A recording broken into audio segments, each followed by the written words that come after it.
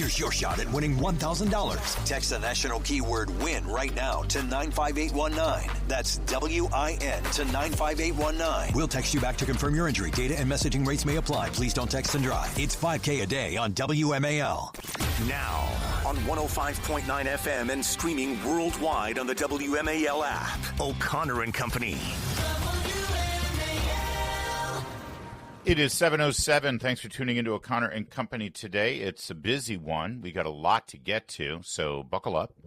Coming up in 30 minutes, we're going to talk to the governor of Virginia, Glenn Youngkin, about Democrats wanting to have an emergency session, redistricting last days before the election. Outrageous. And then at 8:05, Sean Spicer will give us his perspective on politics in this country and in Virginia heading into the election next week. That's all coming up. It's Larry O'Connor with, hey, it's Julie Gunlock. Hi, Julie. Good morning. Good morning. Joining us right now is Joe diGenova. Joe, good morning to you, sir. How are you?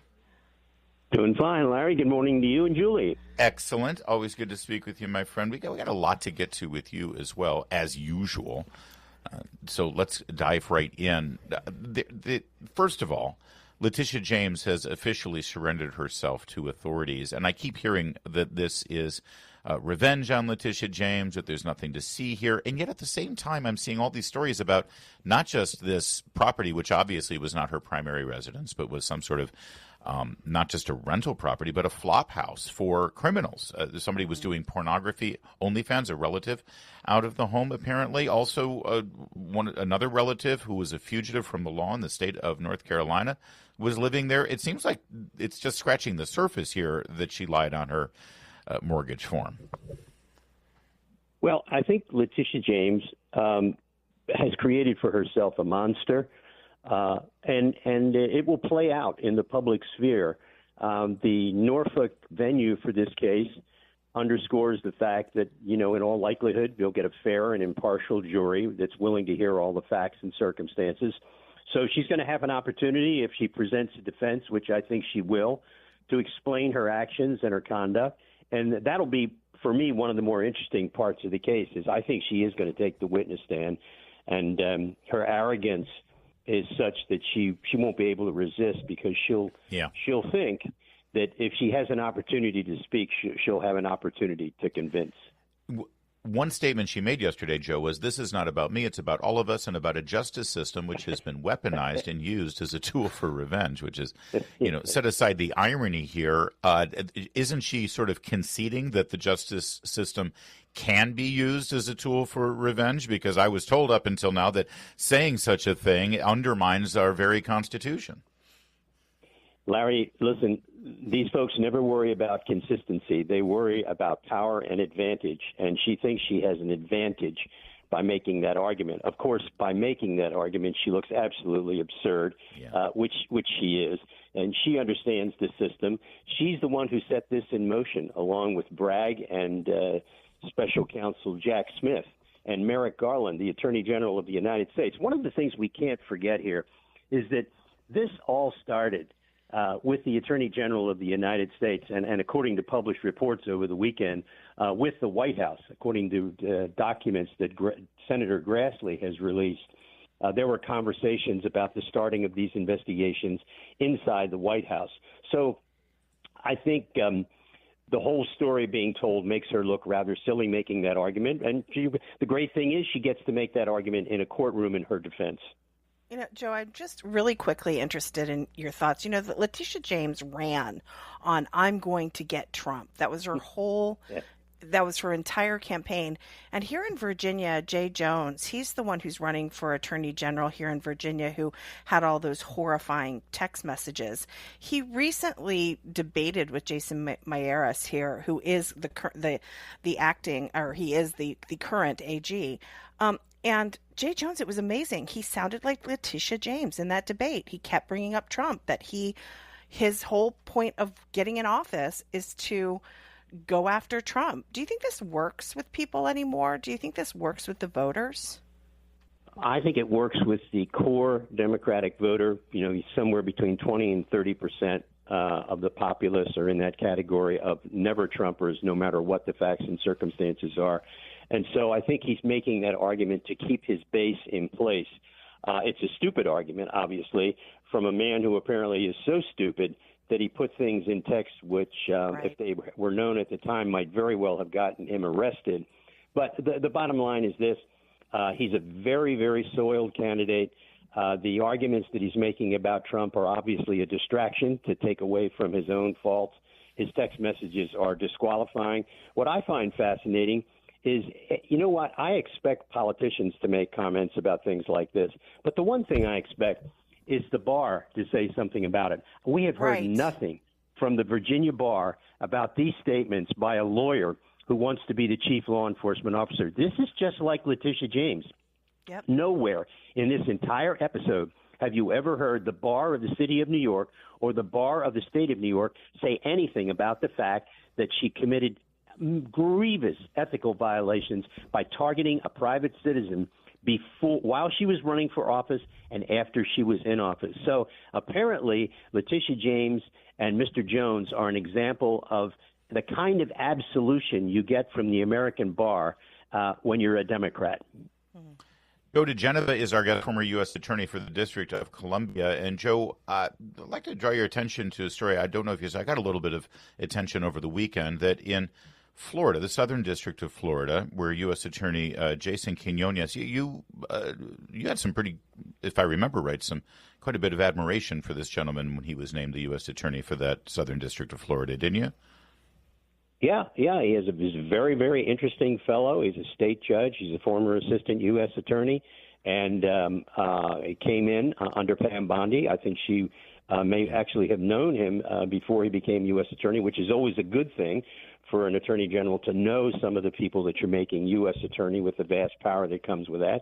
And the Southern District of Florida is, I think it's the third largest district in the United States. So it's a pretty important job.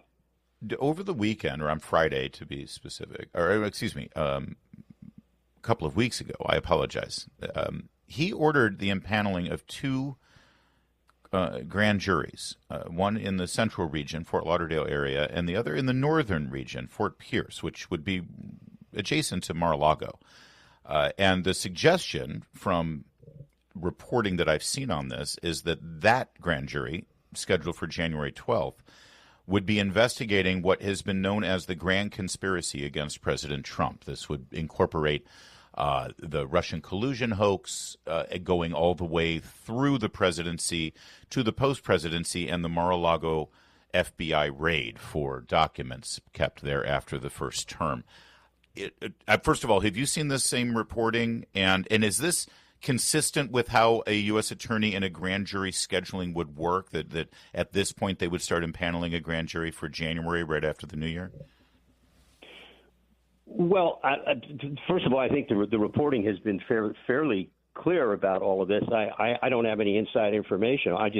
I've been reading what you've been reading, and it appears that they're doing something, which, of course, is understandable. I mean, given the facts and circumstances. Grand juries are impaneled all the time, so I wouldn't take anything from that out of this. And they do frequently ask for grand juries from chief judges well in advance because, first of all, you have to find the people to be on the grand jury. They have to be vetted. They have to go through jury selection. Just like if you're in a jury trial, you have to vet the jurors. So that has to be done by the government and by the chief judge of the district. So I don't find anything unusual in the fact that they've impaneled two new grand juries. That actually happens a lot in districts all over the country. Great. And then finally, Byron York has a great article, as usual, this weekend, how John Brennan lied to Congress. Quoting from it, here's the bottom line, which Republicans have believed for a long time. In the politically supercharged atmosphere of late 2016, early 2017, the FBI and CIA both knew the dossier was BS. They knew they had no business including it in their assessment of Russia's activities, but they included it anyway because it told them what they wanted to hear, that Trump had colluded with Russia. And then, under oath before Congress, John Brennan lied about it. Would you expect John Brennan to have to face some level of criminal justice for that, assuming that you agree that that's what he did? Well, I don't think there's any doubt that's what he did. All of the memorandums that Chuck Grassley has released are quite remarkable. What's interesting is all those memorandums have been in existence since that time, but all of that was hidden under the secrecy of classification. That's perhaps the most damning part of this process, is the way the classification system was used to hide evidence of criminality from the American people and even from prosecutors. So I think John Brennan has a lot of questions to answer. In all likelihood, he won't answer them now. I mean, I think he's gained a little bit of knowledge of the criminal justice system, and I think he's going to be quiet and probably take the fifth, which is what I would advise him if I were his lawyer. I think he has nothing to gain by further explaining himself, because remember, if let's say, assuming they're investigating some sort of a conspiracy, which Attorney General Bondi has said that's what they're doing, they're investigating some sort of conspiracy. If that's the case, every time somebody who's allegedly in the conspiracy, like John Brennan, says something about the conspiracy, that's a new overt act and starts the statute of limitations running all over again for the entire conspiracy and for everybody who was involved in it. So if he takes the fifth or clams up and stops doing these media appearances, that might be an indication of something. Yes, it might be. He may have finally gotten some good legal advice, which is to shut up. Thank you, Joe. We're glad you don't shut up. You don't have to. You're an innocent man. Thanks, Joe. Thank you. It's 770. WMAL, making sense of the news. Live from the Home Paramount Pest Control Studios. Home Paramount, the leader in pest control since 1939. Your next $1,000 could be one text away. It's $5K a day on WMAL. Kamala Harris still selling her book. She just can't stop. It's amazing. She wouldn't do a damn interview when she wanted to be president, but now that she wants to sell her book, she'll talk to, she'll go to the opening of an envelope, as they like to say. So here she was sitting with the BBC, and there was a lot that was revealed. Let's start with cut 20. You write that President Biden didn't raise his frailty with you, and you write that you didn't really raise it with him.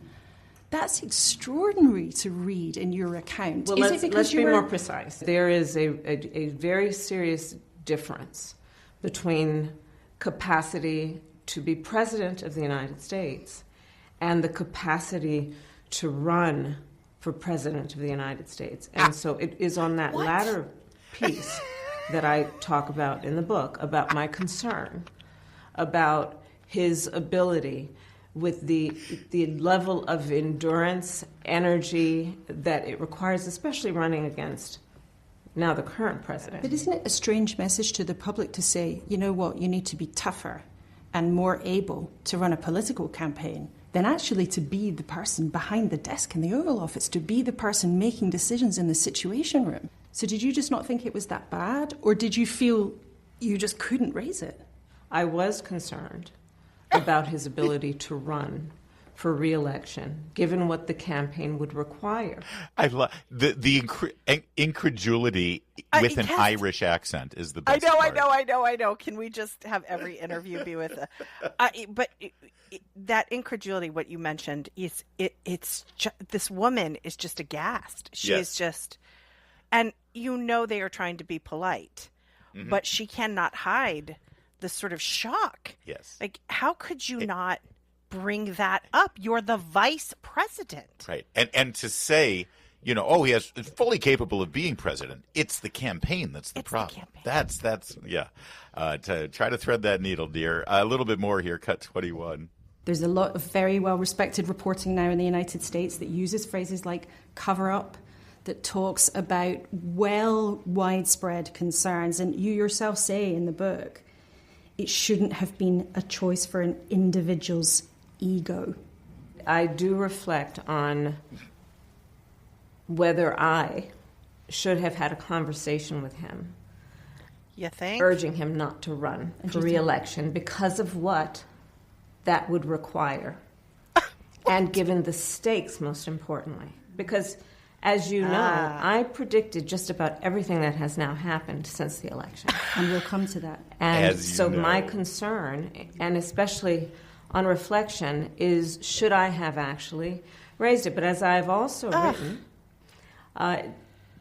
part of the issue there was that would it have actually been an effective and productive conversation, given what would otherwise appear to be my self-interest? All right. So again, the 25th Amendment exists, but, if it looks like you're being a megalomaniacal, narcissistic, political monster as Kamala Harris is, then we can't use it. All right, here's the best part, though. If you want to start your day with a spring in your step and a smile on your face, Republicans, listen to this. Stories of your baby nieces, Amara and Leela. When are they going to see a woman in charge in the White House? In their lifetime, for sure. Could it be you? Possibly. Oh. Have you made a decision yet? No, I have not. But you say in your book, I'm not done. That is correct. I am not done. I have lived my entire career a life of service. Yes, she's all about service. Oh, we know all about that service. She is not done, and she could be that president. That girl could be her. Larry, this weekend I was reacting to that clip on Twitter and on X, sorry. Yes. And I said, please, please, please, please, please, please, right? Because we'll never lose, right? Exactly. But then just now, listening to that, I can't take it. She needs to be done. Please be done. Well, please. We'll see. It's J.D. Vance is like, oh, come on, just one, please. 7:23. Coming up, Virginia Governor Glenn Youngkin. Keep it here, 7:30. WMAL FM, Woodbridge, Washington, a Cumulus media station. Making sense of the news. News Talk 105.9. News now. Now on 105.9 FM and streaming worldwide on the WMAL app. O'Connor and Company.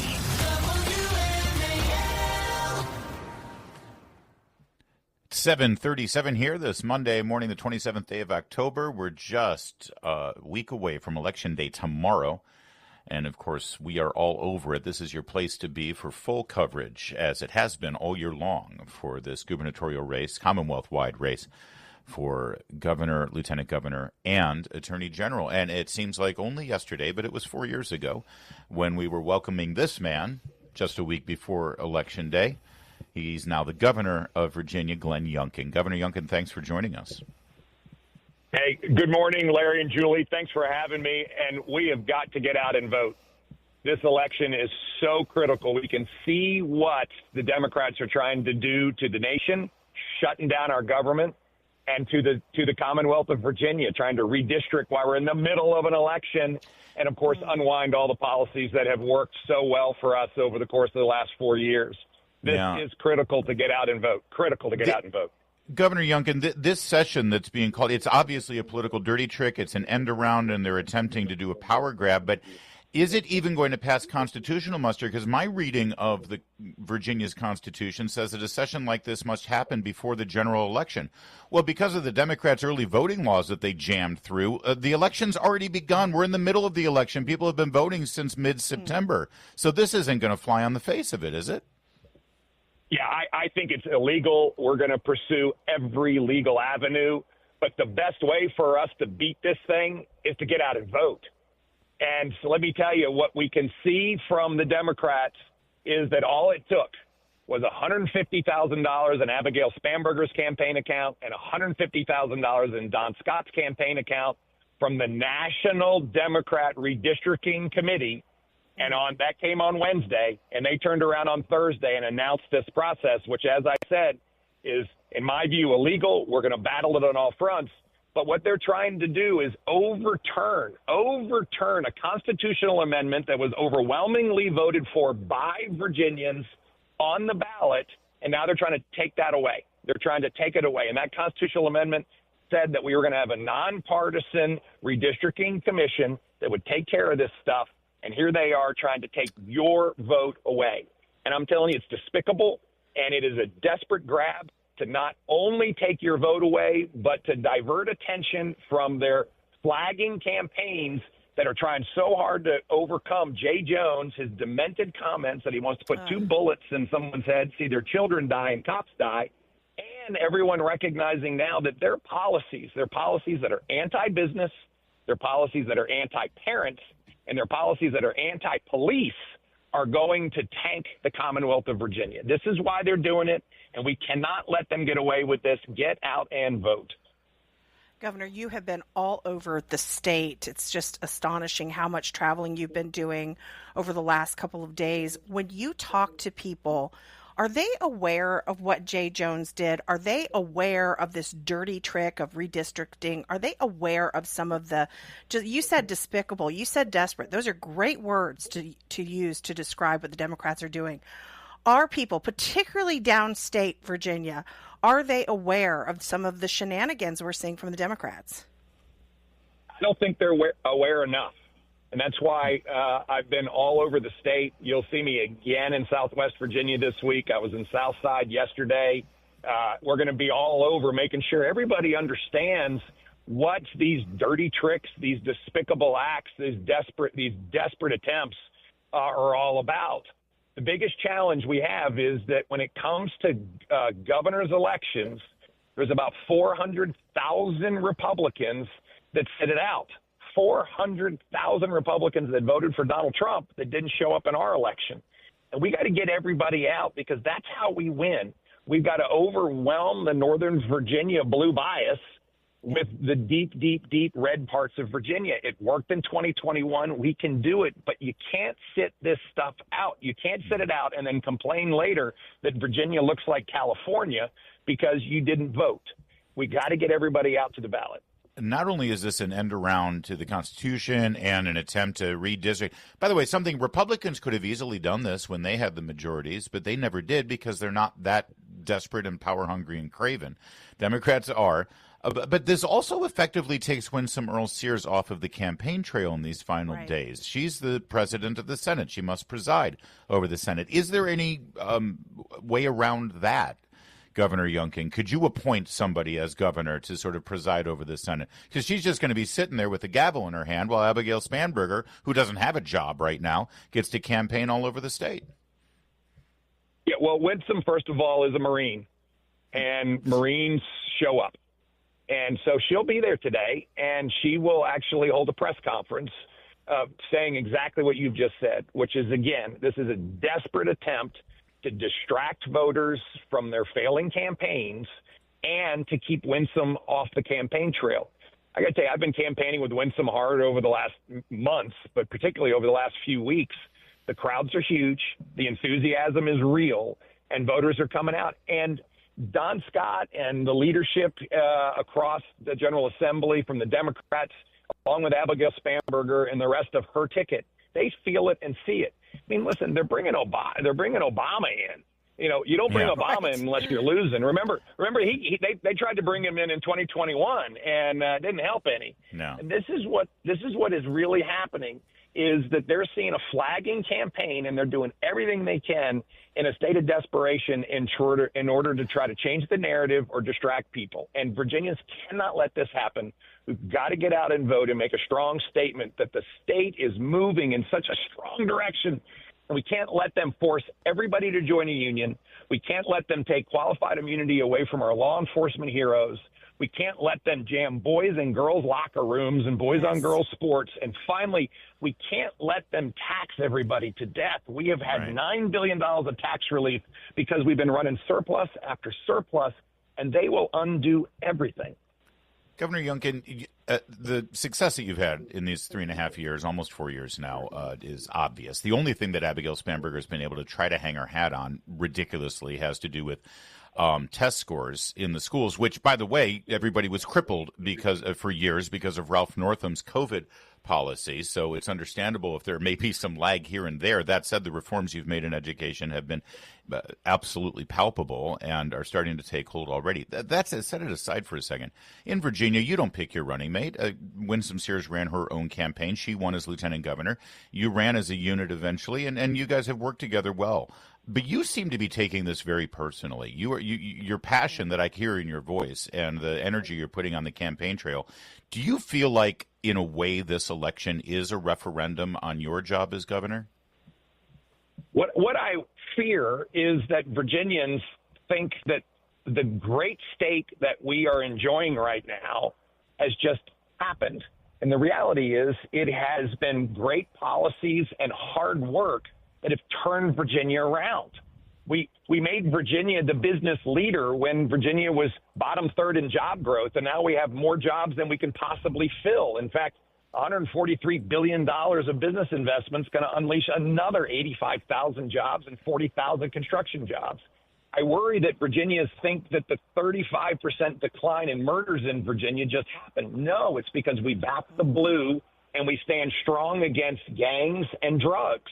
I worry that Virginians think that the fact that we're leading the nation in reducing chronic absenteeism, and the reality is we made the test harder and the students did better on their scores. We are combating the chronic learning loss, notwithstanding the fact that Abigail Spanberger doesn't understand a dang thing about how to make sure our public schools work. I worry that Virginians don't fully understand that this huge momentum that we have will come to a screeching halt if we don't win these elections. And that's just the truth. And that's why I've been so committed to, one, supporting Jason and John and Winsome on the campaign trail. We were all together on Saturday. We were out on the road again on Sunday. And so we're going to be together all week making this happen. But we have got to get everybody out to vote. And what is really telling, let me just tell you, what is really telling is you look at Abigail Spanberger's campaign bus now, and she has dropped her whole ticket. She's dropped the whole ticket. Yes. She doesn't have Hashmi on there anymore. She certainly doesn't have Jay Jones on there anymore. And what happened to their unity ticket that they were running around this summer talking about? Well, the reason she's dropped them is because Jay Jones is an anchor around all their necks. So is Hashmi, because she is the most leftist Marxist person in the Senate. And she's dropped them all because she can't stand their policies, but they're her policies too. This is the hypocrisy of Abigail Spanberger. She said this summer that she could not stand for redistricting, and then she took $150,000 from the National Democratic Redistricting Committee, and here it goes. She stood around this summer, didn't say anything about boys and girls sports and da-da-da-da-da, and now she comes out that she's actually for it, and we all know that. And, of course, Jay Jones issues these despicable, demented words, and all she can do is stand there in silence as opposed to asking him to step down. She does not have the character to be governor of the Commonwealth of Virginia. Governor Youngkin, thank you so much. Save your voice for the final days. I already hear it starting to go, but I know that passion. I've heard it before, right before an election. Thanks for joining us as always, Governor. Yeah, God bless you. Let's go win this thing. 400,000 Republican voters got to get off the sidelines and go vote. Amen. It is 7:47. WMAL's Vince Colonnese, weekdays at noon on 105.9 WMAL, making sense of the news. Yeah, let's follow up on 2 points that Governor Youngkin just made, some data points here on the Virginia election. Number one, it's true.